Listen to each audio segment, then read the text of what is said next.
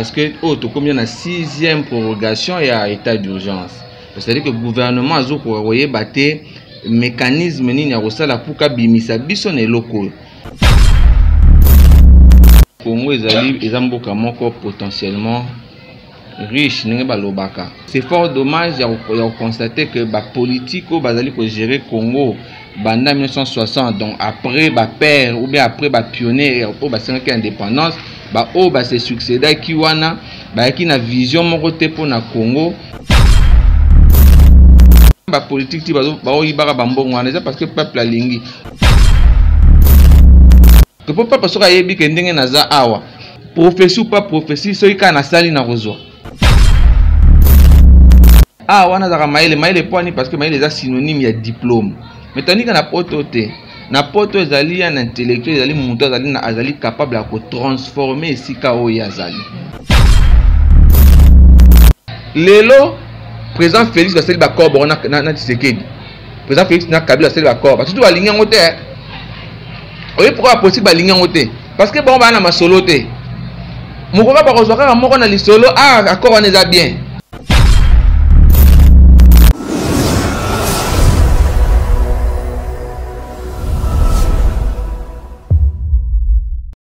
Bote na balandi nyonso ya www.apache.info avec le boss Apache Mupetampay, moi na maman Linda ndeka toyela bino musala kitoko. Merci beaucoup à vous qui nous suivez de partout ailleurs, internautes tout, abonnez tout ya Apache Info. Lelo pona bino to beta masolo ya état d'urgence ya mboka. Bino mo boye bindeke mboka ezotambola ndenge état d'urgence ezo s'annoncer des moments à l'autre. Nyonso tozaka na kati ya mboka na biso RDC ndenge nini mokonzi na biso notre président Félix Antoine Tshisekedi ndenge azokamba mboka na kati ya état d'urgence tobike ba difficultés a tellement ebele. Nazanga moko te lelo tozana mwana mboka Anthony Bokuli tobeta masolo ya République réglementée ezali mouvement na ye. Il est là, c'est un fils du pays. Ye musala na yepe ko salela mboka ko bundela mboka ko pesa ba initiative ya kitoko ko pesa ba ordonnance ya malamu poza mwana mboka po biso nyonso tout toza ba congolais o nyonso etali Congo etali biso yango tobeta lelo lisolo ya état d'urgence.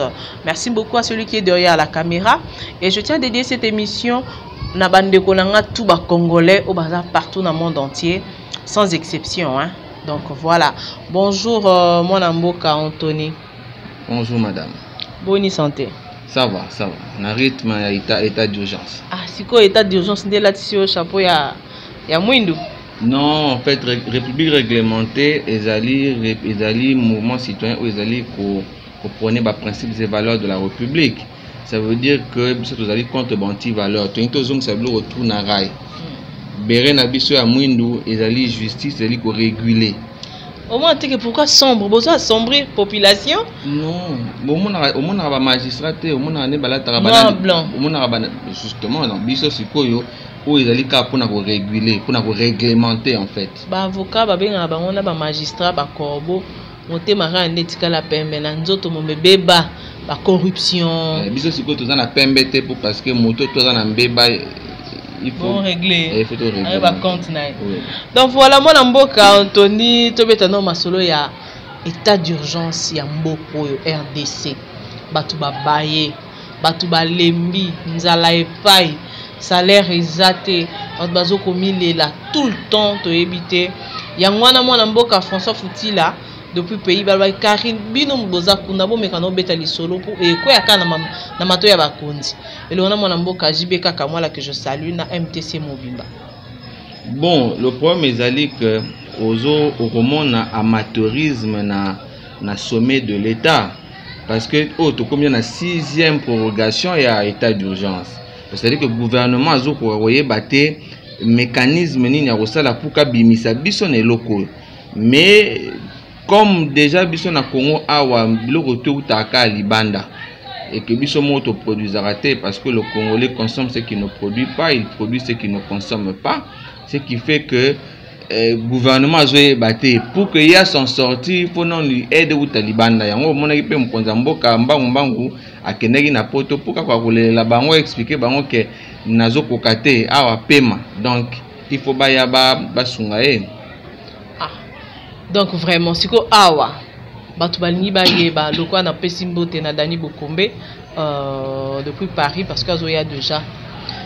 Est-ce qu'il faut okende ka libanda mboka nde mokonza se déplacer ki pona koluka lisungi po baya kosunga mboka munene lokola RDC tozana bazamba tozana ba mai tozana biloko nyonso awa pourquoi pas ko se démerder ka biso mona kati ya mboka.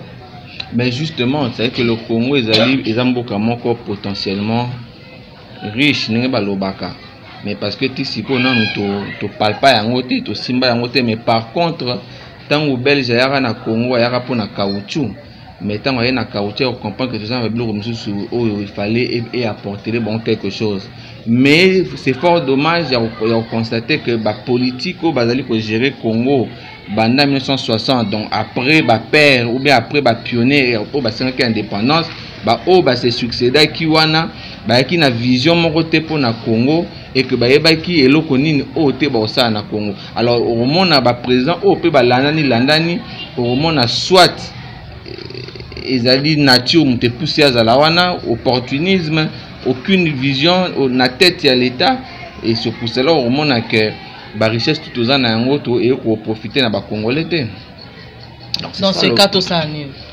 Dans ce cas, il faut un renouvellement de la classe politique, il faut élite à Sika, il faut Congolais réfléchir autrement, il faut Congolais tika kokanisa. Mon Congolais azo kanisa neti avant diwana soko sambeli nzambe après tango fungola frigo na obwe biloke bimité bongo te. Mais ba pasteur nde bazo me ba erreur wana trop d'église. Non, ils ba pasteur kakate. Ezali peuple paix. Ils allaient peuple puis ça va passer même la politique qui va parce que peuple a lingi le Congo est détruit en connivence il y a la politique na peuple lelo Congolais komi Congolais lelo nengaza awa akomi mutu mo asala sur le remonter c'est parce que peuple na ba pasteur ozomona nyonso tout on est otambola na peuple na kati que peuple parce que yebi ke ndenge naza awa prophétie ou pas prophétie so ikana sali na rozo mettez au monde peuple il faut que naka na prophétie $10 $20 $100 et puis aux appels le remonter c'est ça le peuple. Donc ça veut dire qu'on a le but qu'il faut un renouvellement de la classe politique, il faut élite à Sika, il faut un Congolais nouveau, Congolais au azo kanisa Congo, kanisa Muninga, azo kanisa eloko nini o ngana koza parce que la différence qu'il y a entre un intellectuel africain et un intellectuel européen, un intellectuel africain, il a monté sur un diplôme. Au monde kala, papa va dire surtout papa a vraiment aza maele, aza diplômé. Et puis nakala c'était un diplômé de baosala. Justement, mais banka ni ba gérer pour Congo sur ça tango elo mon père malonga zate. Wana za maele poani parce que maele est synonyme il y a diplôme. Mais tandis qu'on a pototé n'importe ezali un intellectuel ezali mutu azali capable de transformer sika oyo azali. Aujourd'hui, il faut transformer sika oyo azali. Mais le Congolais aujourd'hui a la difficulté à transformer sika oyo azali. Pourquoi? Parce que na mutu na mentalité na ye ezali oyo ye azokanisa te. Le Congolais azo canceler au mususu. Azo kanisa que bénédiction na ye ezo dépendre na Y na X. Et c'est ça le plus grand problème pour na Congo. Alors, il y a un autre pour que Congolais comprendre d'abord Congolais comme un chrétien n'engazala ebi Bible, un musulman ebi Coran, le Congolais il faut y la constitution na ye. So yebi constitution na ye, ayebi pourquoi est-ce que y a za Congolais, ba droit na ezali ni ba devoir na ezali. En ce moment là Congolais au coma, Congolais est capable de transformer. C'est ça. Oui. Oui, merci beaucoup. Je pense que Bolandi Binonyo Sobo Sepeli, Monsieur Anthony Azo répondre à ma question. Oh, Olinga qui a mingi na monio, Honorine Moseka, Moté Manuel Chancelo Kopamba. Donc, aucun des sous na Maïmatali, démission ya bato. Ministre a démissionné. To yebite tozo kende wapi. Na accord oyo mwana mboka Joseph Kabila, le sénateur à vie. Na mwana mboka oza président na biso Fachi Félix Antoine Tshisekedi. Ezo kenendenge. D'abord de un démission exact. ministre de la justice a démissionné. Et ça a rumeur, fake news. Et ça a rumeur, ministre de la justice a démissionné. Par contre, le chef de l'État Boya qui est assisté dans le conseil des ministres. Et encore, le chef de l'État, il faut qu'il est le garant de la nation. D'accord, et bungi ça y noté le garant tant au ministre nayo a bungi, même si c'est une famille politique mususu, il faut que sanctionner. Je pense que donc ils ont mérité sanction. Oui, ils ont mérité sanction. Ils ont mérité sanction et le chef de l'État a mis Tikana nous peut boiter. Mais par rapport à nous le sénateur a vu pour un accord. Au moment où ils ont accord. Accord à Nairobi to est bien. Accord il y a AMP na Palu toyeba na UDEMO toyeba. Mais bizarrement c'est le seul accord au tisikoyo to kwa koyeba ba tendon na ba boutissant na ngote ezali accord oyo ya sénateur Kabila na le président de la République Félix Tshilombo Tshisekedi. Toyebi yango te tisiko. Le problème de yango parce que Congolais do bima na balabala azo bunda ote loi oyo koleka te muto ya koleka te mais il faut d'abord consulter accord bon c'est ce qu'on accord président Félix Animagi na yeke président Seni a outana FCT muto a proposé muto ya outana na société civile sori siko président Félix Animagi na yeke accord nani loi nani proposition de loi o ya nani ya magistrature et ko outana nani.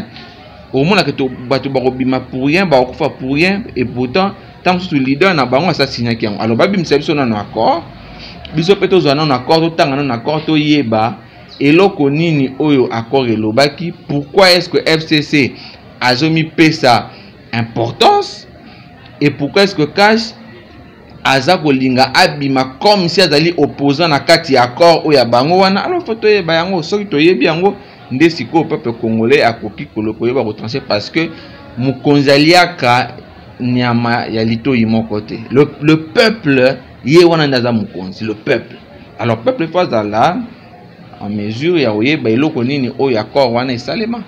Ah oui, 60 ans d'indépendance d'Outiko fêté yango on a eu indépendance ya RDC eza vivable ou pas? Non, c'est-à-dire que na Twitter qui quand même na elo au moins indépendance 60 ans après, infrastructure zéro, police zéro, armée zéro, santé zéro, l'homme zéro, émergence zéro. Donc ça veut dire que Congo a progressé dans 60 ans et pourtant 60 ans ils allaient âge où il y a parents où il y a parents, azali grands-parents et qui a la stabilité et la sagesse, azana makamion surtout où ils allaient bien mais malheureusement 60 ans après le Congo ils ont quoi décollé mais on comprend que de 61 après que le Mumba Kende de 61 comme en 2020 il y a toujours eu des crises politiques. On a séparé pour que fonctionner le hôtel qui a sali rébellion. On a séparé pour la sali institution. On a séparé pour sali c'est ça. C'est-à-dire que tous les mots de la République émanent des politiques. La politique n'est pas créer un problème autour de pourquoi? Parce que pour un intérêt personnel et non pour un intérêt à peuple. Donc 60 ans autour de 60 ans moro ya kolela. 60 ans moro oyo je pense que ba Congolais bisika bazali ba regrettera même pour anini ba leader wana bazala na biso en dehors ya ba leader oyo o ba senga ka indépendance en dehors na bango ba o balandani landani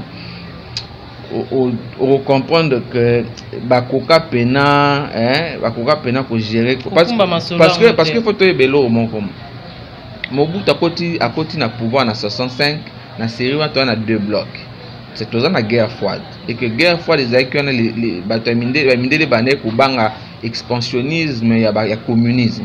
Donc du coup Mobutu fallait azala na armée moko forte pour que préparer que une façon que attaquer Salemi à répliquer si pour même attaquer territoire monsieur bako attaquer c'était ça le but. yango moni développement pene ezalaki makasi te parce que les blancs balopesa plus accès na bango na makambo ya sécurité. Mais après 89 mur ya Berlin ekwei tokomi na 90, c'est-à-dire que guerre elongo guerre militaire ekomi guerre sikoyo économique. Na guerre économique on a ce qu'on multinationale bakoti sikoyo en jeu.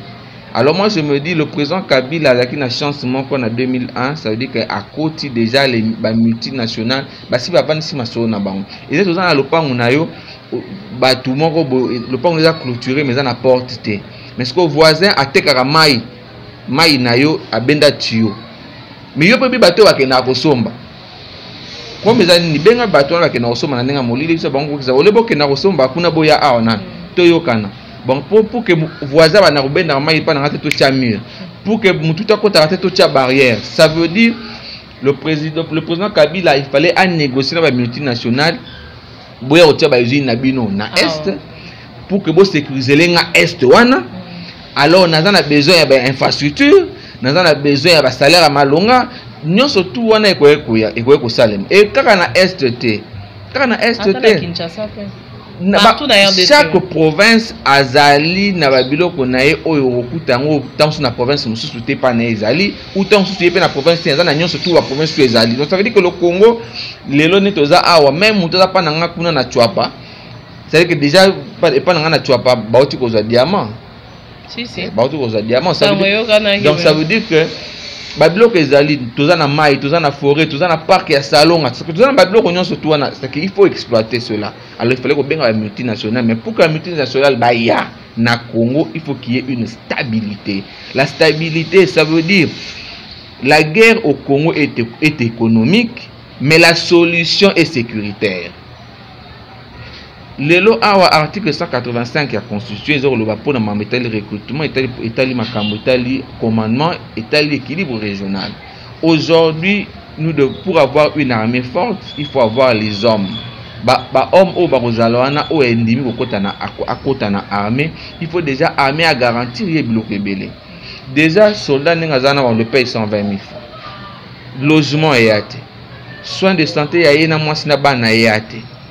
Soda o wana, tu vas vendre na cité 50 ça foutre à $50 studio, ça fait 95 000 francs. Alors tu as à peine 25 000 francs. 25 000 francs, à foutre à couronne à maille. Tant que vous attendez sur 10 000 francs, à tirer à 15 000 francs.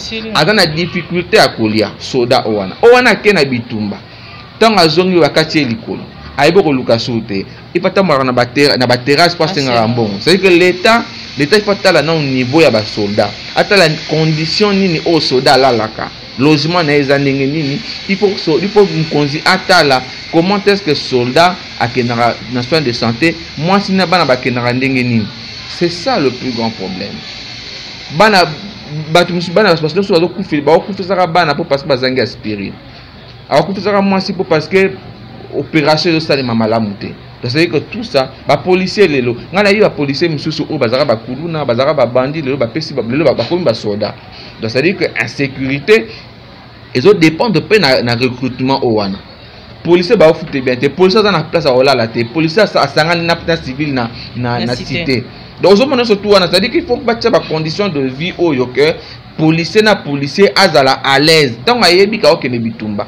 Ayebi ke moi sanga soka bela au question de santé, moi na bela au question de santé, ayebi ke barolia bien bon on a bango salaire ezali kitoko. Donc ça dit que avenir ezali.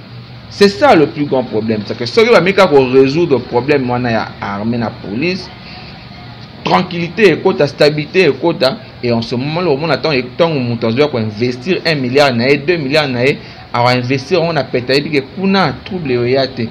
Parce que mon temps qu'on a investi dans Nigeria, il dit que tout les résultats. Or que nous avons investi dans Gabon, il dit que c'est vrai peut-être que la richesse est dans mon côté. Oui c'est vrai, bon je est dans mon côté, mais quand même, tu vas dans Mobutu 32 ans, bien évidemment les bandits à côté déjà la rébellion avec qui CFMG, mais après en gros stabilité mon quota et comment rappeler que Tambolaka aux alliés à l'aise, qu'il n'y a pas de rébellion, c'est ce que nous voulons. Ah oui, voilà, en passant, je dis merci beaucoup à toi et joyeux anniversaire. Il y a Emilie Anangi, ma fille bien-aimée en tout cas, que du bonheur pour toi. Lelo, on a voté l'éducation à Bana. Diplôme d'État, Nabiso, diplôme d'État, c'est son valeur T. Diplôme d'État. Oui, mais justement, on a le bac 60 ans après.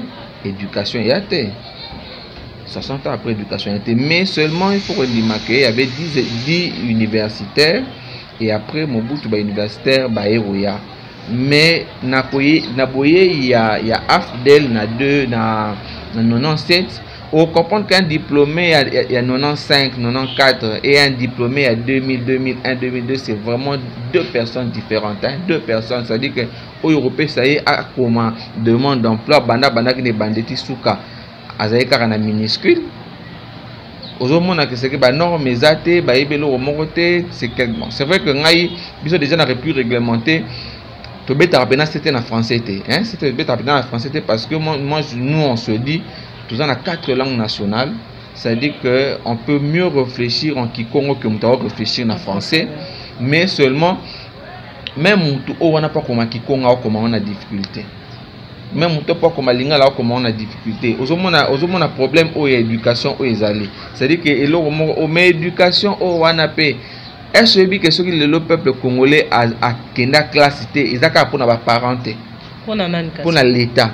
L'État a fait sa condition pour que bana batanga tout ça construire kala te oya sika pense auto bisoto auto votaka na 2004 na référendum tala na balobaki gratuité de l'enseignement bana nini yango oyo bakotaki na nini ba gratuité de l'enseignement mwana ana oyo ya 2004 ceux qui ont la gratuité de l'enseignement en 2004 tisiko ils ont combien d'années moi on a bénéficié ni na l'état ozomona mais ce que ezalate donc l'état a tcha ba condition wana te l'état ça dit que l'état a sala a tcha ba condition moko oyo ke bango nde ba mikonzi bana bango fo ba ke na rotanga na baraba bana bango fo ba ke rotanga na bekola minene oyo awa mais bano ya bata pa pauvre ba ke na rotanga te pona ni parce que bango nde fo ba banda ko salela ka ba oya bango ozomona nyonso tout o wana c'est ça le oromona pour mona le barama français moi mingi a continuer tike so le bar français moi bien leki o wana maelale et comme si ko lisolo faut bete ka so na français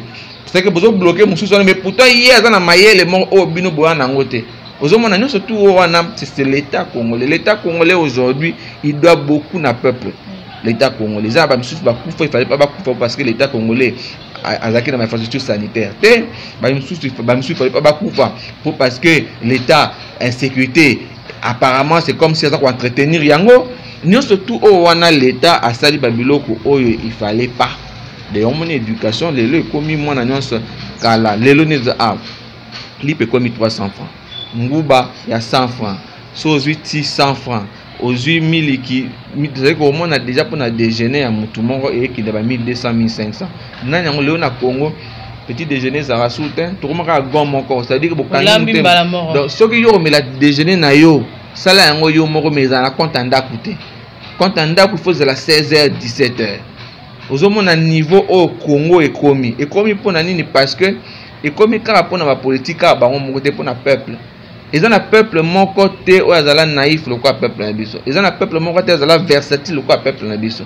Est ce que na 61 bakangi Lumumba bakangi batolinga Lumumba makasi mais aucun Congolais bima pour na ozala pour na le baké Lumumba okende te. Politique Lumumba mutazalate. To komi dans 105 bayambi Mobutu. Na 97 Mobutu akei to bengani to yambi musée.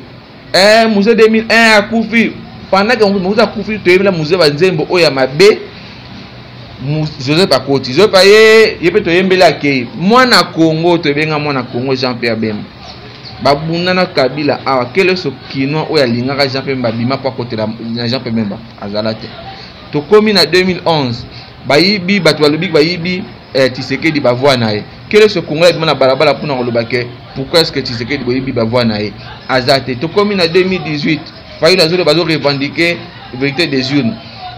Quel est ce Congolais oyo abima pour nous roloba boyibi fayilu banane ati c'est ça le Congo. Le Congolais les a obeti ozolobela mutu kitoko mukoba okanga oye pas pour ça alobara mingi.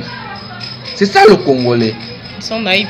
Le Congolais n'est pas vrai. C'est ça en tout cas pour le ngai dans les leaders réglementés, nous devons réglementer les choses. Le Congolais il n'est pas vrai. Le Congolais tout d'abord il y a permis nayo azal quoi partout va comment la Bible bateau bazali ko bénir yo na monoko na bango mais quoi yibo na mitema. C'est ça le Congolais. Le Congolais est comme ça. Quand je dis le Congolais nazo milongola te. Pour pas toujours on a eu dans l'ensemble quoi. Parce que nous Congolais lelo président Félix va célébrer corps na Tshisekedi. Président Félix na Kabila célébrer corps parce que tout aligné en terre. Oui, pourquoi possible aligné en terre? Parce que bon ba na masolo te. Mokoba ba kozwaka moko na lisolo accord on est bien. So a continue Fayulu alobako tant que Fayulu on en accord te alobakeza mabe. Je veux pas en accord te zambe moko ba kota na lisolo et comme vrai. C'est que le Congolais zali que tant Anthony Bokuli a sangani na Karine et que tu joues de qu'on sur caméra te alobate ba ke musika te. Pour l'année parce que vous intéressé le Congolais pour que le pays a bien et a crédible il faut y avoir un lisolo. Donc c'est comme si c'est pour ça les deux on a parté donc c'est que c'est bien c'est que ça bien parce que nous pas intéressé il faut pas intéresser pour que comme bien donc c'est comme si bino bois biloko yende mungo c'est ça le Congolais. Alors nous devons bannir cet esprit. Il faut tout l'ongola quand même. Oui, moi namboka Anthony Bokuli tozo mona bande ko IDPS bazocha nungu makelele pona moi namboka Ronsard. Babillé vraiment ça ne va pas. Yango ba ko marcher ça le 9 hein, le 9. Oui, le 9. Ils vont marcher ba ko bima na balabala. Pona yo. Non mais constituer les opesa biso possibilité ya ko bima na balabala pona ko barrer nzela na ba usurpateur. Donc ça veut dire que UDPS déjà na lobara na émission moya bande ko na bino na yosaka bango que pona makambu ya loi minaku babiloko tout ekozala pona république pona ba individualité pona république biso république réglementée tozali partie prenante. Donc tozala je dis tozala na bango parce que tokoki kondimate depuis 2006 2011 2018 botolaka kaka peuple pouvoir nae alors biso tokolinga yango te. Je ne dis pas que na 2011 na 2018 présent Félix babotola ba na été ba pesa européen ba botola faille lutter. Le président Félix a été bel et bien élu na Congo comme président de la République. C'est lui le président de la République, il est le garant de la nation. Article 69 de la Constitution, la prérogative, on a tous les alliés. Mais seulement qu'en 2006, en 2011, il y a voix, il y a peuple congolais. Alors, en 2023, il y a voix, il y a peuple congolais. Donc, tu as lingi ronsard te, tu boyi ronsard à Rosalaka te. Pour quelle raison? Parce que Congo est à Abisso. Pour quelle raison? Parce que Congo est à Abisso. Congo est à Abisso. Congo est à Abisso et que tu as mutu oyote dans la famille politique. Parce que le problème est bizarre. Pourquoi est-ce que quand tu fais pas côté la conseil, tu fais la FCC? Pourquoi tu fais la FCC? Pour n'ani tu as côté tu as failli lutter. Tu as Jean-Pierre Bemba, tu fais la FCC. Donc ça veut dire qu'il y a quelque chose derrière, il y a un guy sous roche. Alors tu lingi en côté, grand sœur à Rosalate, comme la candidature a problème, nous pensons que nous devons trouver et là comment be candidature moko o ekozala solution pour na seni. Et puis na Lubumbashi kuna bandeko ça la marche contre tribalisme. Un tribalisme, ba guerre tribale o ezakuna pena Kivu comme une république Kivu donc biloko mon modèle on va créer moi ba parti bazo kabana oh toloba ki makambo ya balkanisation ya mboka yango tozomona te. Déjà la balkanisation Lumumba sa lobaka dénonçaka yango okomona na 1960 ken indépendance 11 jours après Katanga est commis et Katanga. C'est-à-dire que le plan il y a Mundele, un plan Mundele Angwana. Alors nous pensons que Congolais il faut comprendre Mungala, Muswahili, Mukongo, Muluba, Toaka na Congo moko oza biso. Parce que moni to botami na libota moko ba problème ezanga raté. Mais le problème il faut tout régler en kaka na famille. Toro ndima jamais to boma Congo na biso pona parce que oaza muluba oaza nane pourtant biso tout aka na makila moko to aka na ba koko moko bakoko ya biso nde yango Congo eza ya biso eza ya bato mosusu te tokolinga totumba Congo te po bamisusu basepela.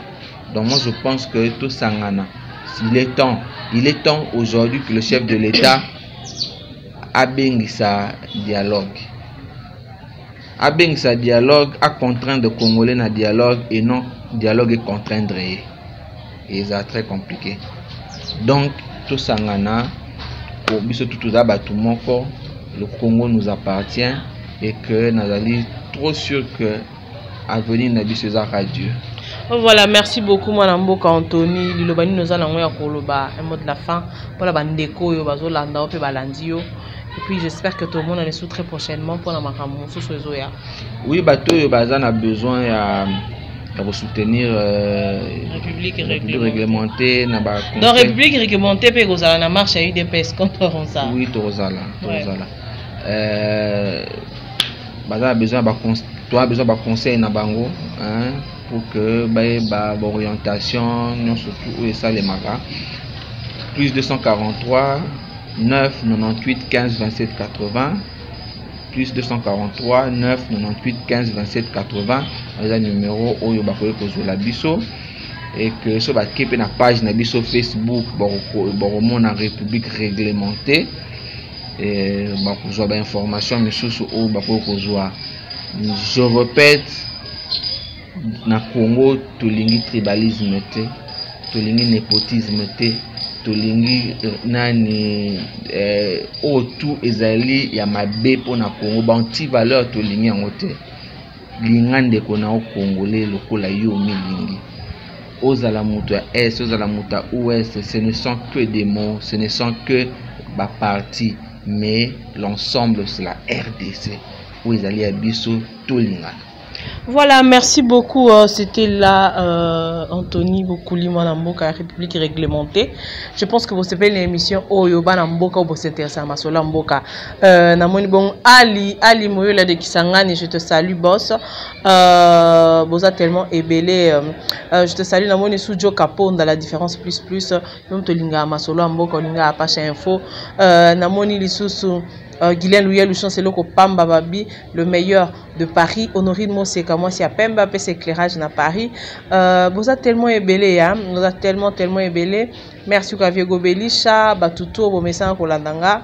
En tout cas, vous pouvez sa confiance, vous pouvez sa confiance. Vous allez abonner, scotcher. Nakacha www.apache info. Merci beaucoup à toi, Apache Amou Pétampey. Moi, la maman Linda, Babi Moussalande, paie sa valeur dans Moutou. Donc, ce que ça dit, bon, tout à fait. Ah, donc, faut que ça là. Cause la tendance Antonio, le bac au côté église au Sambeli, bah mon frigo est tondi, bah mon congélateur est tondi, non. Donc, dans mon token de Okolia, vous êtes tellement ébélé, Bolimbi, ça sonne à Tanguy Kombote. En tout cas, merci beaucoup à François Fouti là depuis Pays-Bas. Babi Zara ne tombera jamais. Au revoir, on se revoit à la prochaine.